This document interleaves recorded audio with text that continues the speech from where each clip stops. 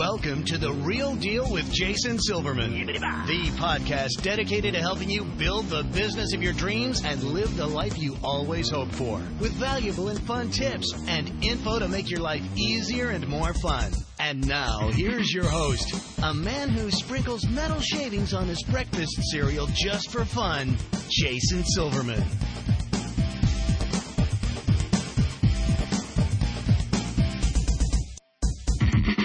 Hello, everybody, and welcome to The Real Deal with Jason Silverman. I'm your host, Jason Silverman, and I'm thrilled to share some time with you today.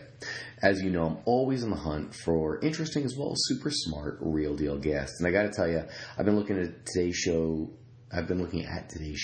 and to today's show for months. So I want to introduce my listeners to somebody who's truly been there and done that and is changing lives the world over. So I'm excited to pick his brain for your benefit as well as my benefit as well. Now, for the folks who I work with in any of my coaching programs or through Power Forward's character development or All-Star Cheer sites or the Jason's Army Mastermind group, you know how much I focus on the importance of helping small businesses to not just do well, but also to do good, right? Well, this show is going to help us to do just that. So today it's going to be my honor and privilege to share an amazing resource with you. You're going to love today's guest. He's got a ton of valuable information about something new, but not so new, but new in a way that it's being done in a really smart way. So I really want you to strap yourself in and pay careful attention. I think he's got a lot to teach us today. As I'm sure you already know, I'm committed to helping business owners just like you to become more successful, enjoy your career more, and in general, make your life significantly more fun. We only get one ride on this merry-go-round, folks. Let's make sure it's one hell of a ride, shall we? Alrighty, boys and girls, it is now that time. I want you to stop surfing Facebook, put away your phone, your tablet, your dog, your cat, your spouse, your significant other, anything that might possibly distract you from today's show. You're about to get some great and immediately implementable information, and I don't want you to miss even a second of it. So, before we officially get going, let me give you a little bit of background about our special guest expert today. Matt Sharp is the co-founder and president of Causley, as well as a multi-location small business owner. His lifelong passion is to have a positive influence on the world and the lives of others. Under his leadership, Causley has worked with over 5,000 locations and recently reached its goal of donating $2 million. In addition, Causley has been named the #1 small business to work for in Kentucky and was listed 9th on Entrepreneur Magazine's Best Company Cultures in America's list. Matt, welcome to The Real Deal. I'm thrilled to have you today. I really appreciate it. Hey, fabulous. So, listen, before we get started, for those who haven't had the opportunity and pleasure of meeting you or hearing you speak, take a second, if you would. Share your story with my listeners. What are you passionate about? What makes you tick? Who is Matt Sharp? Oh, wow. I'll try to encompass that in kind of the Cliff Notes version. I feel like everything that I've done in life is kind of boiled down to a few kind of key things that are important to me. I want to have influence and I want to have impact. So within those two things or anything that I'm working on, I want my part of that to be some sort of an influence on the outcome. And that's probably why I've kind of driven everything toward the entrepreneurial path, because I believe that entrepreneurs control their destiny, so they have influence over the decisions that are made. And then the second half of that is impact. Like, I want the thing that I'm working on to mean something. I want there to be some sort of legacy there or some sort of impact made, something that makes the world a little better after I'm here than it was before I got here. And I want the products or the programs or anything that we do to positively impact people's lives. So that's kind of like the 100,000-foot view of kind of how I got to where I'm at. Those two things are just really important to me. But just some really quick background. I went to college, got my master's degree, 2 undergraduate degrees. Those were all based around criminal justice and police administration. I went into policing, spent 10 years there. 7 years of that was an investigator. 3 of that was working for the DEA as a task force officer. And all during that time, I had side businesses. I was getting some patents on some police products that I developed when I was in the academy.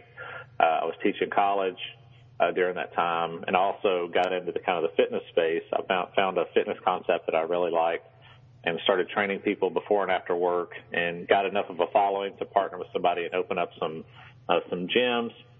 And then I'm probably about, I'm trying to think now, time's gone, probably about 6 years ago, my partner in the gym business had the idea to start a company in which the company was designed to give back. Like, it was the output of the company wasn't just profit, but it was impact in the world. That was just part of the DNA of the company. That company is now what you see as Causely, and I consulted for that company for probably, I think, around a year. And as it started to take off, there became like a full-time position there, and that's when I left the police department, which no one does at 10 years. No one leaves government work at 10 years. Left a lot of money on the table and left that job to go work at a startup. And then that startup, we focused initially on Facebook games that give money back to charity, that donate money to charity. We had a very successful game. We got to about 1 million active players a day in that game. And then a few years ago, we came up with the idea to leverage what we learned in the game to help brick and mortar businesses. There are a lot of things that happen online that have helped the online community and products grow, that brick and mortar are still trying to figure out how to make those things work kind of in the real life. So there were some things that we learned working with the games that we applied to our own small business that ended up helping us grow through social media. That thing that we did ended up becoming a side project because there was a lot of interest there. And after about a year of working on this side project that was called Sweat Angels, we cut it loose and we started letting other gyms and other small businesses sign up for it. Fast forward to today, we've worked with about 5,000 businesses. Like you said, Jason, we just passed. I think we're really close to $2.5 million donated. But that's kind of how we got. That's how I and kind of the company got to where we are today. I love that. Well, let's talk about Causely for a second. You know, what really prompted it? Why did you choose to move in that direction? The direction we are right now. Yeah. It's kind of a crazy story. I was at an event that a local church put on. It's for local business owners, and one of the topics was how can you use your business, or how can you leverage your business to provide to have a positive impact in your community. And one of the things that we had learned kind of in the games was that if there were behaviors that were good for the business or good for a person, we can incentivize those behaviors by tying them to a donation. So, for instance, if I wanted you to do push-ups every morning, and I know that would be good for you, and I was just like, Jason, will you please do push-ups every morning? You might say yes, probably no, but you probably wouldn't stick with that. And one of the things we learned how to do really effectively was to come up with a system where I would say, Jason, hey, every morning, for every push-up you do every morning, I'm going to provide a meal to a child. And I want you to do 10 push-ups every morning because that's 10 meals to kids. And we would see that framework change people's behavior. So when we were in this meeting, one of the things that our gym business wanted to do was have people come to the gym more often. We knew that if people came 3 days as opposed to 2 days, they saw better results. If they came 4 days versus 3, they saw better results. But we didn't have a really good way to ask them to come to the gym more that didn't sound like us just asking them to work out more. So there was this idea that came out of that was like, every time somebody comes to the gym, let's donate a meal to a kid. It gives us the ability to do something good. It gives the member a good kind of fun, hopeful incentive to be more active. And it's good for the nonprofit because they get exposure and they get a donation. And we as a gym will cover all the donations. And I remember leaving that meeting and calling Lincoln, who's my business partner, and I was like, I got this idea. It's burning like a hole in my brain. I've had like those instances a few times in life, and I've kind of get where I recognize them. And I was like, this thing's burning a hole in my brain. We got to talk about this. And we talked for like 2 or 3 hours that night about the idea. And probably within 2 weeks, we had it up and running at our gym. It was not fancy. And one of the other things I've learned as an entrepreneur is that you just have to get started. You just kind of have to go.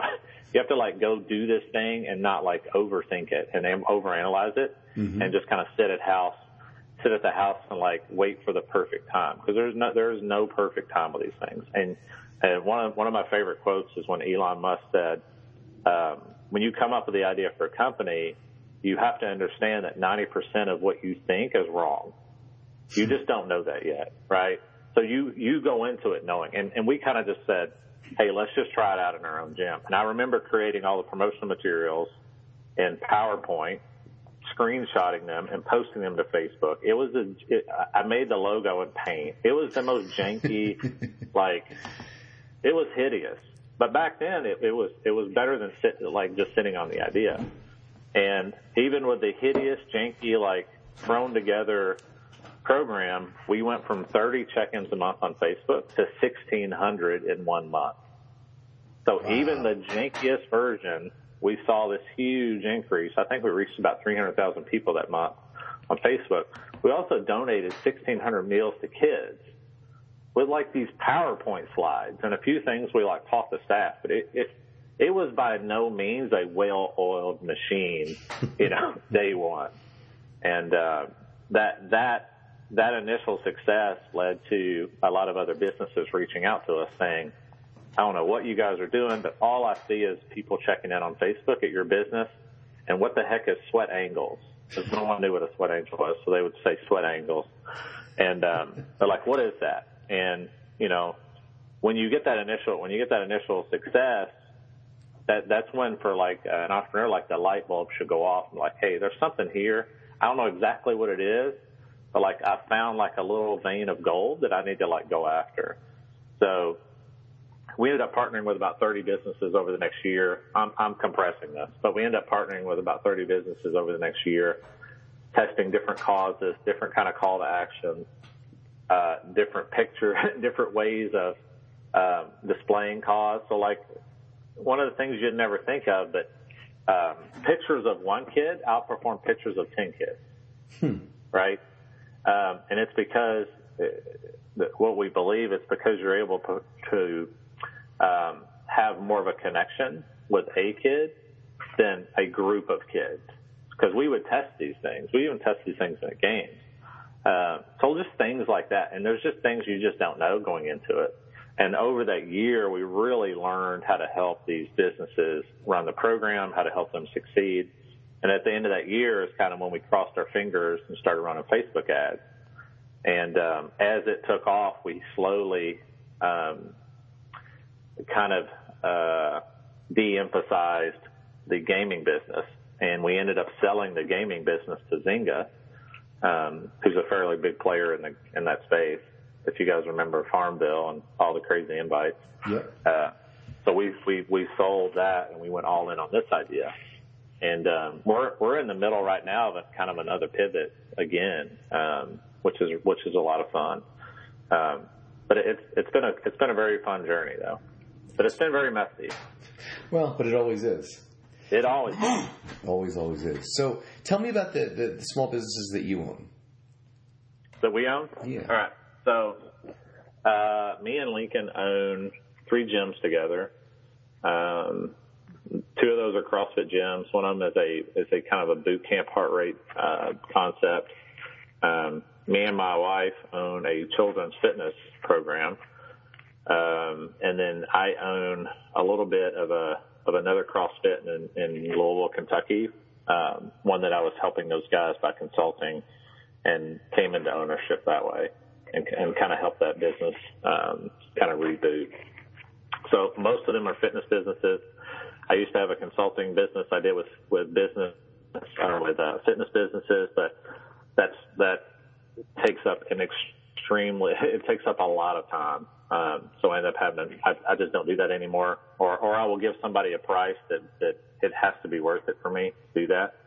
But I don't do that as much anymore. So mainly in the fitness business, but really focused on the kids kind of concept we're developing right now. Yeah, I'm actually really excited about that. You and I have spoken offline about that. And yeah.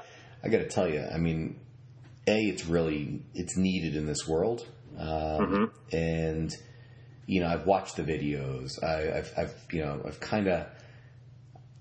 I've kind of followed you around on this, and I think it's such a great concept. So I'm excited to see that come to massive fruition. So that's exciting. After working with so many small businesses, what would you say are the top 2 or 3 takeaways that you've learned? One of them, I think, that a lot of people miss is to just be obsessed with the customer experience. A lot of businesses get caught up in details that don't really matter to the customer. And at the end of the day, the product, I'll give you an example. So when we train somebody at our gym, we talk a lot about the customer experience, and they think that just means the class, right? They think that just means like when they get there and there's a class, like, is the class a fun class? But we'll walk them outside or basically drive them down the road. The experience starts when, like, they see the sign and they're driving down the road. What does the sign look like? Is it clean? Is it dirty? Is it janky looking? When they pull into the parking lot, is the parking lot clean? Are there dirty diapers laying? Are there, like, old Happy Meals? When you open the front door, what does it smell like?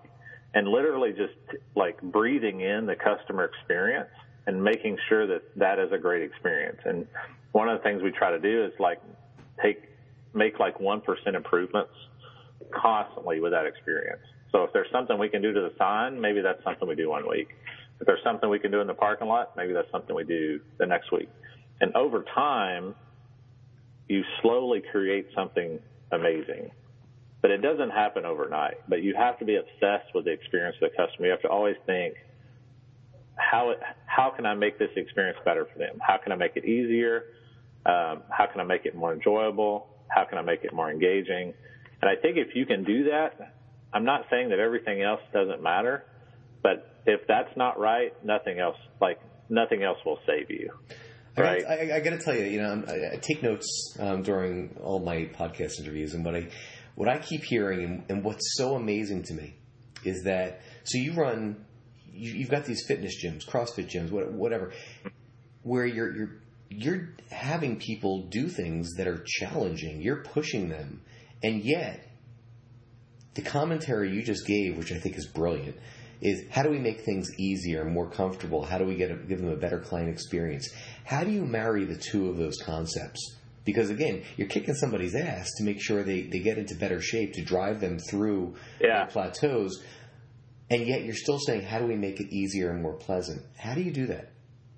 Well, I don't necessarily think it has to be more pleasant. It just has to be it has to be a better experience. So I'll give you an example. So we always go look at other concepts as well. So there was a gym we visited in Atlanta, and after the class, they walked around with these cold towels and cups of water. And it was just like, it was this little thing, but it just made the class, like, it just ended the class on a really good note, and it was just like this extra level of professionalism and experience that, like, other gyms were like, and most gyms you would never think that, like, at the end of the class, go hand out towels and cold water, but it's something small. It's really small, but for the client, it was a much better experience. And so I think, right, so it didn't cost them a whole hell of a lot of money. No, it doesn't cost them hardly anything. It's just being thoughtful. So, but someone at that gym, I promise you, is obsessed with the customer or the client having a really good experience. And they have got to the end of a workout, and they've sat there, like, dripping in sweat, and somebody said, man, it would be nice, like, if somebody just, like, brought me a towel and some water right now. Like, that would be freaking awesome. And they just started doing it. But there's little improvements like that along the entire experience. I'll give you another example. When I call a business and they have a janky voicemail, I hate that. Right? Or if it's like a robot talking to me, like, I don't know. It's just a really janky experience. But if I call and on the second ring, somebody's like, hey, blah, blah, blah, how can I help you? Like, to me, that might be backward in technology, but it's a really good experience for me, the customer, to not have to go through, like, a NASA switchboard to ask somebody, like, the hours that you're open. You know what I mean? But there's those improvements exist everywhere. And I think another mistake I see a lot of businesses make is they don't focus on that. They spend 2 hours cleaning the gym. Or they don't focus on that. They spend 2 hours getting the towels washed. Like, pay somebody else to do that. Like, that's not your craft. Anything that takes you off your craft is a mistake. And I see so many small businesses, they get obsessed with like saving a dime here, and they're missing like $1,000 in another category. You know what I mean? Yeah, I mean the whole stepping over dollars to pick up pennies seems to run rampant in the after-school activity world in general. I get it. I most certainly get it. Let's. I want to shift gears for a sec. Let's talk social media. Obviously, it's a major component of Causley. So, why do you feel social media is important and really valuable for small businesses? Yeah. So it's because people do not respond to traditional ads anymore. People care about stories, and they care about the referrals from their friends. So the rise of ad blockers is exponential. It's really hard. And if anybody goes to YouTube and watches a video, like, you cannot wait to hit the skip ad button, right? That company paid a tremendous amount of money for you to hit skip ad. It's not that effective. It's just really hard. And people, with the rise of basically everything on demand, people are used to watching shows without commercials. People read the newspaper less. People are looking at Facebook for news, so they're not seeing a lot of stuff that they're not interested in. When they go to Amazon, they're only seeing products that they're interested in. So people are used to kind of a personalized experience, and traditional ads just don't work anymore. In some instances they do, but like with the customers we're trying to track, they do not. So social media really affords you the opportunity to tell a story and have your clients tell a story in a very, very easy way. If our business ran ads and said, like, best gym in town, that is noise. That is just white noise to everybody that sees that, because everyone says that, right? Like, everyone says they're the best gym. Everyone's got some sort of special going on, and outside of location, like, it just feels, for somebody on the outside, it just feels the same. But the second a client of yours says, I love my gym, the second they say that on social media, Facebook probably shows that to 500 or 600 of their friends. That is more powerful than anything you could ever tell them, because they don't trust you. They have no relationship with you. They don't trust you. You're like everyone else who's asking for their money. The second that a friend says that's kind of where the money's at, I think. So the things that we try to preach are tell really good stories about the business online, and I think the best way to do that is through video. So tell really good stories, and then get your people to refer you. Because also, when they get a referral, what's that person going to do? They're going to go to your Facebook page or to your website and check you out. And if that's not a good experience, remember, like, all those points, if that's not a good experience, people have a very low tolerance for crap now. So if they go to the website and it doesn't load fast, they're out. If they go to the website and they can't tell in like 3 seconds what you do, they're out. So those things are just really important. And I think social media, I mean, the fact that you have influencers that get paid just to post stuff should be a huge indicator. Like, there are celebrities that just get paid to, like, post a picture with, like, a brand of water, right, on Instagram. They get paid a lot of money for that. The fact that exists should be like an eye-opener for small businesses, that there's something there. Like, there's, like, telling stories and getting people to talk about you in a non-traditional way is very powerful. And I respond to that stuff. Like, if I had a coupon in the mail that said, best new steak or best new burger place in town, I'd be like, okay. But like, if you said, hey, Matt, I just went to this burger place, it's freaking awesome. Like, I'm probably going there within a few days, right? You're there for lunch. Like that. Yeah, that thing drives my behavior more than like something from some brand I don't know or I don't trust. No, that totally makes sense. And quite honestly, Some of my favorite videos actually are of your real young skills kids. I know your wife. Oh, yeah. My kids aren't that age anymore. However, I'll tell you, watching the workout that she puts them through, she tells a story without telling a story. For sure. It's very clear that that's a fun place to be. It's very clear that that's probably somebody I want my kids around. It's very clear that everybody there looks like they're enjoying themselves. Mm-hmm. And again, it wasn't like you needed Francis Ford Coppola to shoot that. No, so all of our videos are shot on an iPhone. Perfect. Like all of them. The most expensive, I'd say the most sophisticated thing we've done is we bought, probably within the last 6 months, there's this stabilizing stick that DJI sells that you can kind of like pan around things. So it makes it look like it looks like a drone video, but it's literally you're just holding a stick that moves the camera. That's probably the most sophisticated. I think that thing was a couple $100. But if it really, the fact that you saw those videos and you enjoyed them, it's just more testament that stuff works. Because if you were ever interested in something, you're definitely going to go check it out. People want to be so far down the buying process before they talk to a human anymore. Exactly. And that's, the fun part about it is, even if I don't have kids that age, I know people who do. Right? Exactly. So if I'm running into that, and I've seen this before on videos where it's like, somebody tags a friend in there like, hey, I think this would be great for your daughter or your son. We get those all the time. Well, and this is something that everybody on this call could be doing. Every single person. It's free. It's free. Yeah, it's free to do this. It just takes. Here's like an easy tip: take a video as the business, share it, and then you personally share the video and tag everyone in the video. Like that's so easy to do. But all of their friends see that. So you're also reinforcing their relationship with you by tagging them. You're like, hey, I made this thing with you in it. But then their friends see that, and even without them sharing it, like there's kind of a secondary referral that happens there, and it just also creates brand awareness for you. So those things are really easy. That's a really easy thing to do. That's really effective, but you can't just do that once. You have to do that all the time. No, that makes sense. Alrighty, it is time for a resource of the week. So, tell me this, Matt.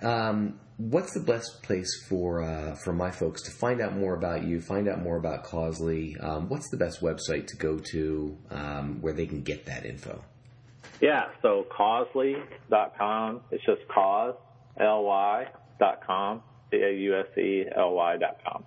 Perfect. And that's something, like I feel that anybody in the after-school activity world, if you've not given this a good look, do it today. Put that on your must-dos. It's Parents definitely go where they are recommended to go by other parents. I promise you. So if you can get a parent talking about you on social media, it will lead to new memberships. 100%. Bingo. All right, Matt, I always like to end my podcast with what I consider to be a telling question. So let me ask you this. If you could give business owners just one solid piece of advice to either help their business or probably more importantly, help them to live a better life, what would that piece of advice be? Oh, man. I would say this. I would say, and this is probably like the oldest, most overused advice, but find something that you're really passionate about and go all in on that. And when you do that, when you do things in life where you kind of look up and 4 hours have passed, that's the type of work you want to do. Like good 4 hours have passed. And I think if you find that thing, also don't get caught up in the details. Like just get started and try to provide an amazing experience for that. And I think if you do that, you'll live a more fulfilled life. One last piece of advice too, Jason. Sorry, I'm glad. One of the best things I think that I'm doing for my kids is raising them in an entrepreneurial home. I think I think I think who we help kids become is the most important thing that we can do for them. Not what we give them, not even like the skills we teach them. It's who we help them become. And I think raising kids in an entrepreneurial home is the best thing that we can do for them, because 80% of the jobs that they're going to be going for do not exist right now. The world is changing so fast. Like when I was in college, Facebook did not even exist. Right. And now our company works with Facebook. So it's not what you give them. It's not even like the skill. It's like who you help them become. Can they lean in? Can they work hard? Can they adjust? Can they solve problems? Do they have confidence? Things like that. And I think raising kids in entrepreneurial homes is the best gift you can give for them. I agree to that 1 bazillion %. That's fabulous. Yeah. All right, yeah. Matt, thank you so much for joining me today. I know how busy your schedule is, and really means the world to me that you'd share some of your time and a whole bunch of wisdom with us. This has been fabulous. So, I appreciate it, man. Oh, I appreciate it as well. Folks, that's all the time we've got today. Thanks so much for tuning in to The Real Deal with Jason Silverman. For more info about private coaching or to see if you'd benefit from one of my mastermind groups, visit me over at www.jasonmsilverman.com. I look forward to helping you achieve the success that you truly deserve. Until next time, let me leave you with this. Get out there and be the real deal. Set a goal, make a plan, work like hell towards it, and achieve the success that's waiting for you. Now's the time. Get out there and make it happen. This has been Jason Silverman, and I hope you have a spectacular week. You've been listening to The Real Deal with Jason Silverman. To access the great resources mentioned in the show and for information on coaching and mastermind group opportunities with Jason, please visit jasonmsilverman.com.